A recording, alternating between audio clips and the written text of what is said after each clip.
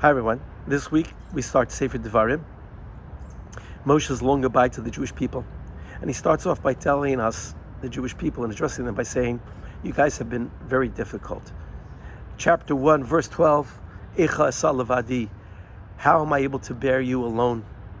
What was bothering Moshe? What was this lament about? Steinsaltz says if you look at the cantillations at the trup, the word levadi has an asnachta. That means that is the emphasis. Moshe felt alone. What was he bemoaning about the Jewish people? So Rabbi Steinsaltz brings our attention to the next verse. And Moshe says, I will appoint wise and discerning men, chachamim unevonim. What's the difference between a wise and discerning person? So Rabbi Steinsaltz tells us, if you look at the Gemara tells us in Erevin, on Daf 100b, Moshe could find wise people, but he couldn't find discerning people, people that were willing to think outside the box. A wise person is given a task, he'll do the task perfectly. But if it's a little bit outside the task, they don't touch it. A discerning person reads the situation, reads the room, and says, I know this is not exactly my job, but I know what needs to get done. I had a situation, I was at a local supermarket, and I'm checking out, and I'm online, and it's taking a little longer, and I don't know why, until someone announces the credit cards are down, we're only taking cash. So you can imagine a lot of people were scrambling. There was one lady already who was online, who was in the middle of her checking out, and there was a problem.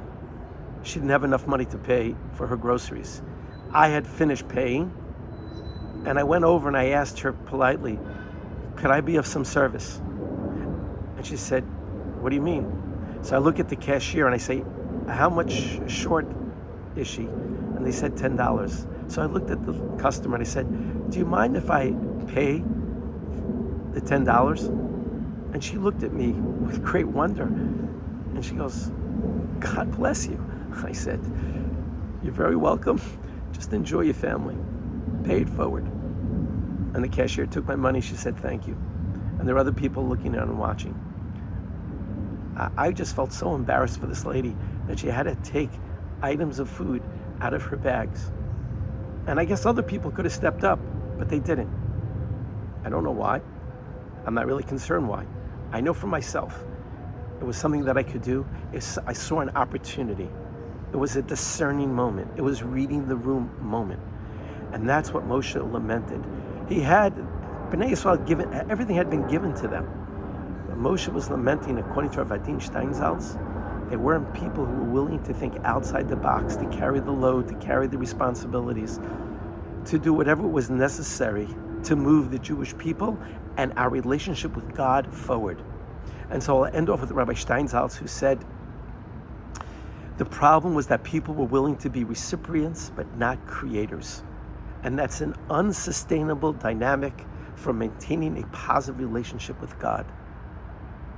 God wants, Moshe is saying, God, he said, look, I can give you all the mitzvahs and the Torah, and you can follow them to the letter of the law. But sometimes you have to think out of the box. Sometimes the situation calls, but you got to be creative. Anyway, if you care, please share. I hope everybody has a meaningful 3 weeks and a meaningful fast next week on Tisha B'Av. Shabbat Shalom.